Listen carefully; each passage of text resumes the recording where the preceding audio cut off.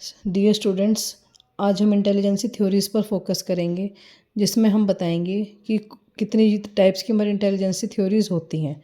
तो सबसे पहले हमारी आती है यूनिफैक्टर और मोनार्की थ्योरी। आफ्टर डैट हमारी आती है टू फैक्टर थ्योरी, द्वितवत्य द्विखंड का सिद्धांत। फिर आती है हमारी थ्री फैक्टर थ्योरी। उसके बाद आती है हमारी ग्रुप फैक्टर थ्योरी। फिर आती है हमारी हायरार्किकल थ्योरी। फिर आती है हमारी Cattell's theory of fluid and crystallize intelligence, Cattell का ठोस एवं तरल वृद्धि बुद्धि का सिद्धांत। फिर आती है हमारी three dimensional theory of intelligence. उसके बाद आती है हमारी theory of multiple intelligence. After that A and B theory of intelligence. तो सबसे पहले हम पढ़ेंगे यूनिफैक्टर थ्योरी ऑफ इंटेलिजेंस, एक तत्व अथवा संज्ञात सत्तात्मक सिद्धांत। ये हमारी इसको हम वन फैक्टर थ्योरी भी कहते हैं या एक खंड सिद्धांत भी कहा जाता है। इसके फॉलोवर्स होते हैं बीनेट, टर्मन, स्टर्नबर्ग। जब आप सब सी टेट का एग्ज़ाम दोगे तो उसमें से आप सबको या तो बीनेट दे देंगे या टर्मन दे देंगे, स्टर्नबर्ग दे देंगे। ये दे देंगे हमारी जो माइंड से रिलेटेड है इंटेलिजेंसी की, उसकी बात किसने की है, तो हम सब एल्फर्ड, बीनेट या टर्बन पर टिक करके आएंगे। उसके बाद देखो, intelligence is the most powerful mental power which dominates mental abilities. इस सिद्धांत के अनुसार बुद्धि सर्वशक्तिशाली मानसिक शक्ति है जो सभी मानसिक योग्यताओं का शासन करती है।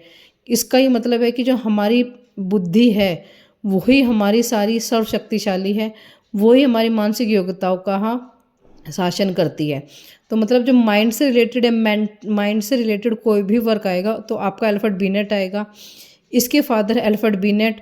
और अगर ये क्वेश्चन भी आ जाता है कि ओल्डेस्ट थ्योरी ऑफ इंटेलिजेंसी कौन सा है, बुद्धि का सबसे प्राचीन सिद्धांत कौन सा है, तो जब भी बेटा हम यूनिफैक्टर थ्योरी, मोनार्की थ्योरी या वन फैक्टर थ्योरी इस पे ही टिक करके आएंगे। आफ्टर डेट आता है आपका बेटा टू फैक्टर थ्योरी या थ्री फैक्टर थ्योरी। तो सबसे पहले हम करेंगे टू फैक्टर थ्योरी। इस थ्योरी के फादर हैं स्पीयरमैन। अकॉर्डिंग टू थ्योरी हमारे पास हमारी बुद्धि के दो तत्व होते हैं, जर्नल एबिलिटी और स्पेसिफिक एबिलिटी, सामान्य तत्व या योग्यता या विशेष तत्व या योग्यता।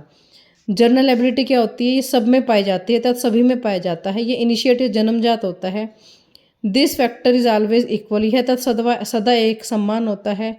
This factor is more needed in all works of life. और हमारे जर्नल फैक्टर की जरूरत हम कोई भी वर्क करते हैं उसमें आवश्यक पड़ती है। तो जो हमारा जर्नल फैक्टर थ्योरी है बेटा, उसमें हम क्या कहेंगे कि इसके अंतर्गत the man who has this factor, just wait,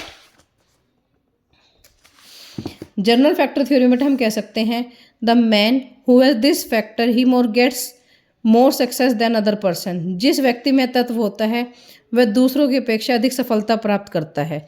कि मतलब हमारे अंदर एक जर्नल एबिलिटी पक्का होनी ही चाहिए। इस तत्व को जीवन के सभी आवश्यक कार्यों में अधिक आवश्यकता मिलती है।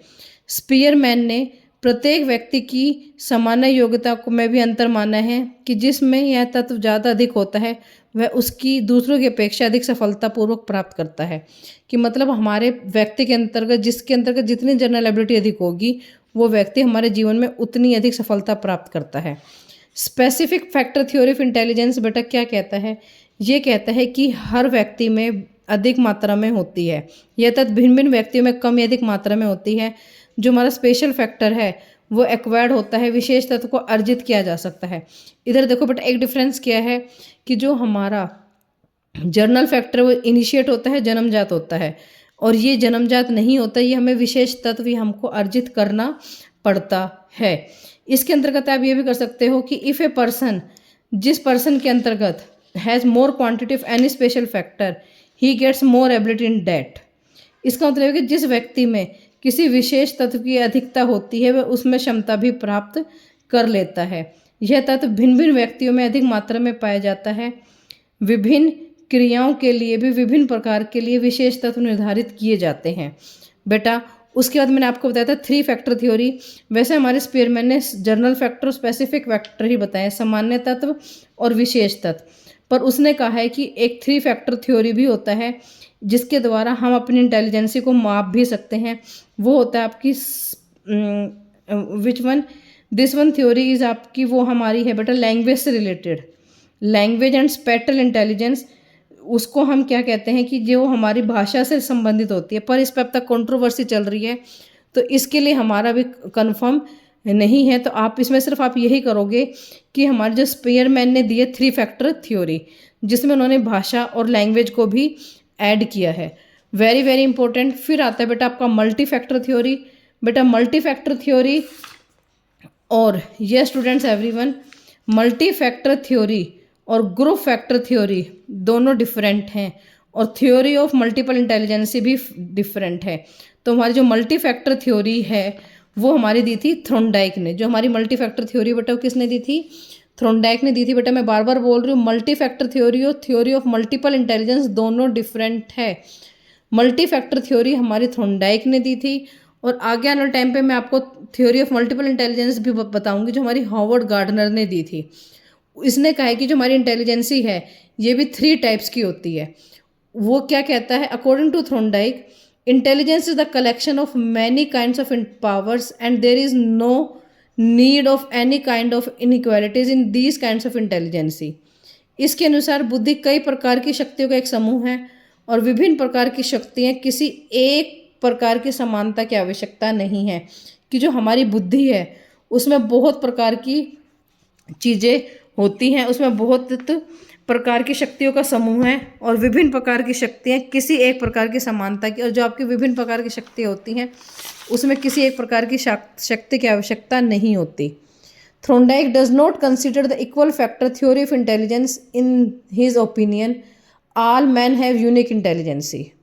थ्रोनडाइक के अनुसार बुद्धि के समान तत्व को नहीं मानते। उनके विचार में सभी मनुष्य की बुद्धि एक जैसी नहीं होती। वो कहता है कि जरूरी नहीं कि कोई बच्चा मैथ्स में इंटेलिजेंट है तो उसकी लैंग्वेज अच्छी होगी। अगर उस बच्चे की लैंग्वेज अच्छी है तो इसका मतलब ये नहीं है कि उसका मैथ्स अच्छा होगा। कोई बच्चा आर्ट्स में अच्छा है तो जरूरी नहीं कि वो अच्छा प्ले करता होगा। तो देखो थ्रोनडाइक ने 3 टाइप की इंटेलिजेंसी दी: abstract intelligence, social intelligence, motor और मैकेनिकल इंटेलिजेंसी। एब्स्ट्रैक्ट इंटेलिजेंस आपकी रीडिंग से रिलेटेड होती है, आपकी लर्निंग आउटकम से रिलेटेड होती है, आपकी लर्निंग एकेडमिक से रिलेटेड होती है, ये आपके पठन से रिलेटेड होती हैं, ये आपके सूक्ष्म भावों की जानकारी से होती है। अगर सूक्ष्म भाव आ जाए, वर्ड्स आ जाए बेटा, डिजिट्स आ जाए, सिंबल्स आ जाए, आपकी लर्निंग एकेडमिक आ जाती है। इस टाइप से ये आपका लर्निंग से रिलेटेड, रीडिंग से रिलेटेड कोई भी चीज़ आ जाती है, या सूक्ष्म आ जाता है, एब्स्ट्रैक्ट आ जाता है, ठीक है। तो आप लर्निंग कर आ जाता है तो आप पर एब्स्ट्रैक्ट इंटेलिजेंस है। थ्योरी ऑफ किसका पॉइंट है बेटा? ये मल्टी फैक्टर थ्योरी का। किसका पॉइंट है ये? मल्टी फैक्टर थ्योरी को, जो हमारी थ्रोनडाइक ने दी है। फिर आपकी आती है सोशल इंटेलिजेंस, जो हमारी पॉलिटिशियन और सोशल वर्क से रिलेटेड होते हैं, जो इसमें वर्क ज़्यादा से ज़्यादा करते हैं, जो हमारी सोसाइटी से रिलेटेड होती है। लास्ट वन है मैकेनिकल इंटेलिजेंसी। कुछ बच्चे आपने देखे बेटा बाय बर्थ ही वो बच्चे टॉयज़ को अपने खोलते हैं, वो करते हैं, वो मैकेनिकल और मटेरियल्स रिलेटेड थिंग से खेलते हैं। ऐसे बच्चे एनी टाइम में मैकेनिक या इंजीनियर बनते हैं। डेट्स ऑल, इतना ही।